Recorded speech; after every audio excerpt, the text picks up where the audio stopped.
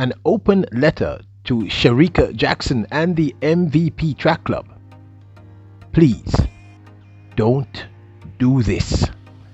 Welcome back to the channel, people. Welcome back to the channel. If this is your first time here, thank you for making it Peter Lloyd World. Go ahead, please hit the subscribe button so we can continue to go. When you do that, hit the notification bell so you know when the next video drops. We drop a video at least once a day here in Peter Lloyd World. Also, enjoy the content. Please hit the like button and finally leave your thoughts after this sports analysis where we take a look at it and we break down the races. So, ready?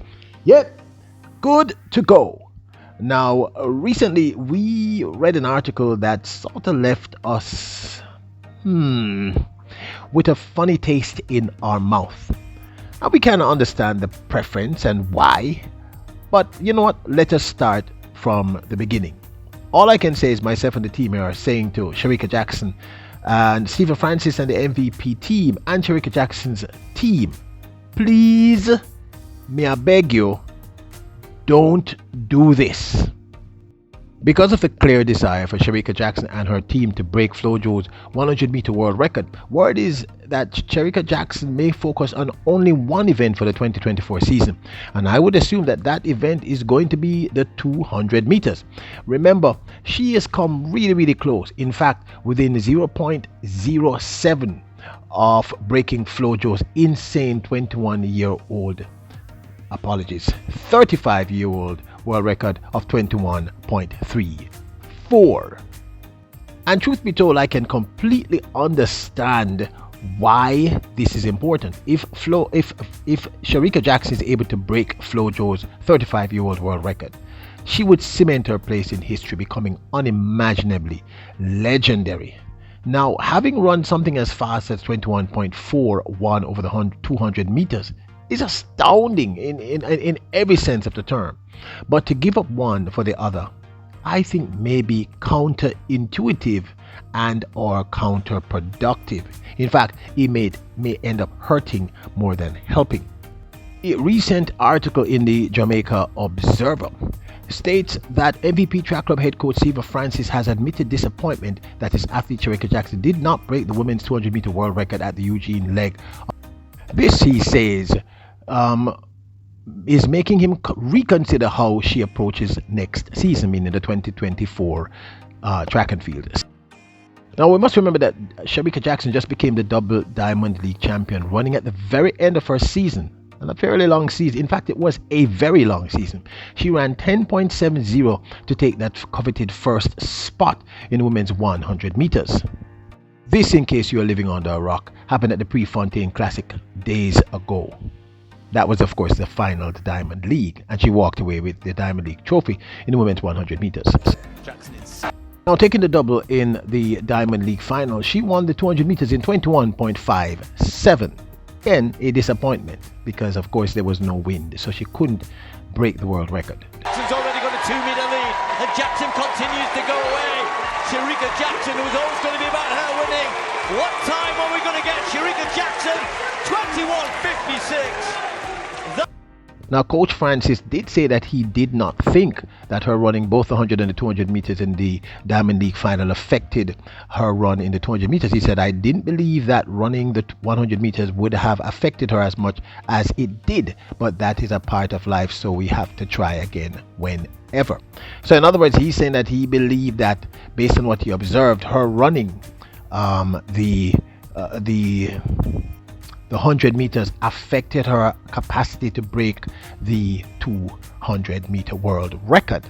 And you know something? I shouldn't say this, but I'm going to say this. Coach Francis, you're a genius, but I absolutely disagree. At the Budapest World Championships this year, we saw Shericka Jackson run an insane, absolutely insane 21.41, just 0.07 away from FloJo's 200-meter world record in the finals. But did the 100-meter run actually impact her? The world champion Jackson, Shericka Jackson into the home straight. She has put her stamp on this event. She's going to go back-to-back for Jamaica, the first since Marlene Honey, and she crosses in 21.41. Now, Stephen Francis goes on to state that it probably might be that we will have to seriously consider her not doubling up at these kinds of events if she's going to get a real shot at the world record when she is in form. Now, he went on to state, I think once she's in form, she should be able to, but there has not been much help for her in terms of wind assistance and so on. We probably might have to go to Mexico or Kenya or one of those places, who knows, but it is a bit too early to say right now. The world's greatest living sprint coach, Stephen Francis, went on to say, nobody is even perfect, but it is not disappointing for the most part. He said, there are times when you felt that she made some mistakes, but overall it was okay.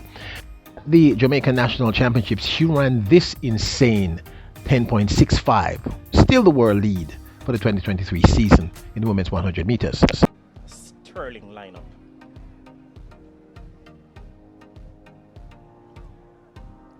The slight push in the set position. Off it goes. Very, very good start by Shericka Jackson. Natasha Morrison's on the premises. Tom Sahira is knocking on the door as well. Step forward, Shericka Jackson imperiously, and she steps away in great style to become back-to-back national champion. Big performance on the big occasion. We wait for the official time. 10.65! 10.65! Now, this, of course, is my 2 cents. Let me be short and sweet. I understand Stephen Francis's point, and I know the desire to break this young lady Flojo's world record. But the fact of the matter is, the major reason why Shericka Jackson did not break that world record in Budapest was that there was simply absolutely no wind. There was nothing. She was running in, I think it was 0.03. It was still. Had she had even a +1, she would have broken that world record. And I believe once she gets the right conditions, she will break the world record. We've seen her run sub 21.50 3 times in 1 year. That's insane, people. I don't think you understand how fast and how insane that is. So he's right. They might have to go to Mexico or Kenya or somewhere where there's high elevation and a lot of wind to be able to do so. The other thing that I have to state here very clearly is that she needs 100 meters speed, so I would not stop her from running the 100 meters for the 2024 season. I guess what he's actually saying, it seemed to me, is that he's saying, and I hope this is what he's saying, is that when she's doing an event like a Diamond League, she doesn't do both things. But then the fact of the matter is, she ran 21.41 and she went through 3 rounds of the 100, 3 rounds of the 200, and still ran 21.41. So that might not be the issue either. I think she needs that speed. I think she needs to keep doing those 60 meters. I think she still needs 100 meter speeds, and I think she also needs to do more 400 meters to continuously build her already incredible endurance and resilience. In this instance, I have to agree to disagree with the great one. Please, sir, do not do this. Ensure that she runs both 100 and 200 meters next year. Unless, of course, it's a one-off, like a competition like the Diamond League final. And even then, I disagree. I think she should run the 60, the 100, the 200, and the 400. But this, of course, is my 2 cents. So one last time in this open letter, dear Stephen Francis, dear Queen Shericka Jackson, please, may I beg you, do not do this. Make sure that next year, Shericka, you run both the 100 and the 200 meters. I think that will increase your chances of breaking the world record. But this, of course, is my 2 cents. Now, don't forget the subscribe button, hit notification bell, hit the like button. Remember, your royals, kings, and queens. Bless up!